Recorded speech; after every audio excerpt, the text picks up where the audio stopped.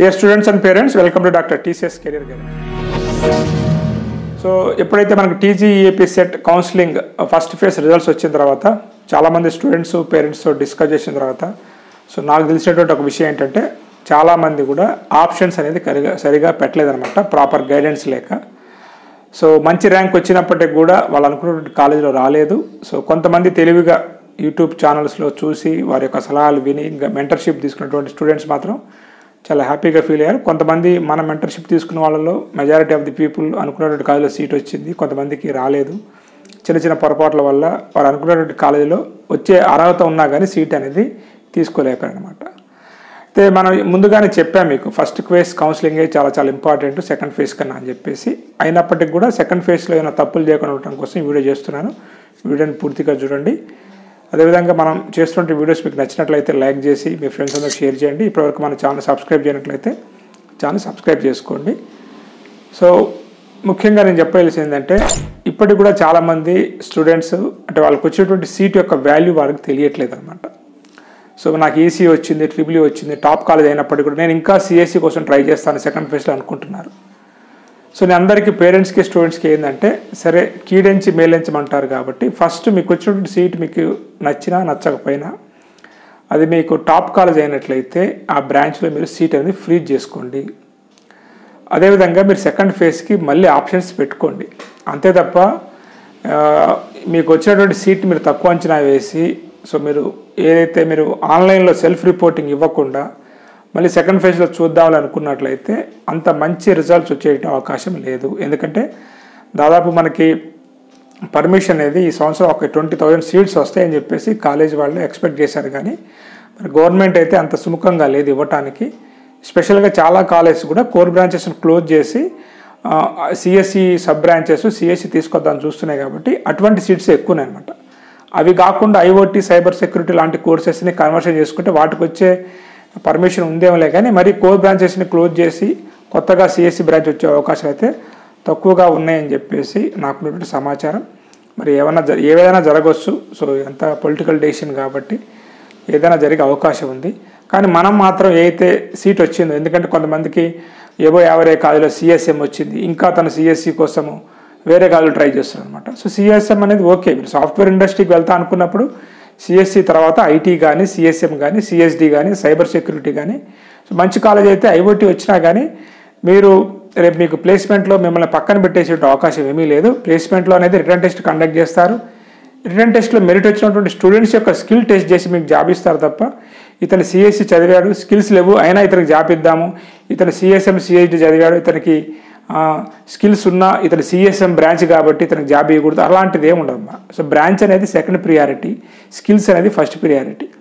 కాబట్టి మీరు మంచి కాలేజీలో మీరు సీట్ వచ్చినట్లయితే సెల్ఫ్ రిపోర్ట్ ఇవ్వండి. ఆన్లైన్లో సెల్ఫ్ రిపోర్ట్ ఇచ్చేసి ఆ అమౌంట్ పే చేయండి. మీరు విత్డ్రా చేసుకున్న మీరు సెకండ్ ఫేజ్ తర్వాత మీరు విత్డ్రా చేసుకున్నట్లయితే మీ అమౌంట్ మీకు వచ్చే అవకాశం ఉంది. దాని తర్వాత మీరు ఏమన్నా బి కేటగిరీ కానీ మేనేజ్మెంట్ సీట్ కానీ ట్రై చేసుకోండి.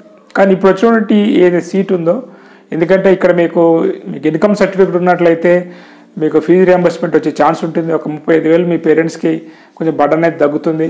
అదేవిధంగా కాలేజ్ ఫీజు అనేది కూడా మీకు గవర్నమెంట్ డిసైడ్ చేసిన ఫీజు ఉంటుంది కాబట్టి మీకు ఇబ్బంది ఉండదు. అదే మీరు బి కేటగిరీ కానీ లేకపోతే బి కేటగిరీ అంటే మంచి జేఈ స్కోర్ ఉండాలి, మంచి ఇంటర్మీడియట్ మార్క్స్ ఉండాలి. మేనేజ్మెంట్ సీట్కి వెళ్ళినట్లయితే డొనేషన్ అనేది దాదాపు ఈసీకి 10 లక్షలు ఉంది, ఇంకా సిఎస్సికి అయితే మనం చెప్పలేము. సిఎస్సి సబ్ బ్రాంచెస్ కూడా మంచి కాలేజీలు అయితే 10 నుంచి 15, 20, 30 లక్షలు కూడా తీసుకున్నటువంటి సందర్భాలు ఉన్నాయని చెప్పేసి నాకు స్టూడెంట్స్ పేరెంట్స్ షేర్ చేశారు అనమాట. కాబట్టి మీకు వచ్చినటువంటి branch up to circuit branches మీరు ఒకటే గుర్తుపెట్టుకోండి. సర్క్యూట్ బ్రాంచెస్ అంటే ఎలక్ట్రికల్ నుంచి ఐఓటీ వరకు మధ్యలో ఉన్నటువంటి ఈసీఈ సిఎస్ఎం సిఎస్డి ఇవన్నీ కూడా సర్క్యూట్ బ్రాంచెస్. సో ఏ బ్రాంచ్ స్టూడెంట్ అయినా మీరు స్కిల్స్ అనేది నేర్చుకోవాల్సిందే. ఇప్పుడు అందరూ సాఫ్ట్వేర్ సైడ్ అంటున్నారు కాబట్టి మీరు ఏ బ్రాంచ్ తీసుకున్నా స్కిల్స్ నేర్చుకోవాలి. Minor degrees training and placement అనేవి దాదాపు అన్ని అటానమస్ కాలేజీలు ఆల్ బ్రాంచ్ స్టూడెంట్స్కి ఇస్తున్నాయి అనమాట.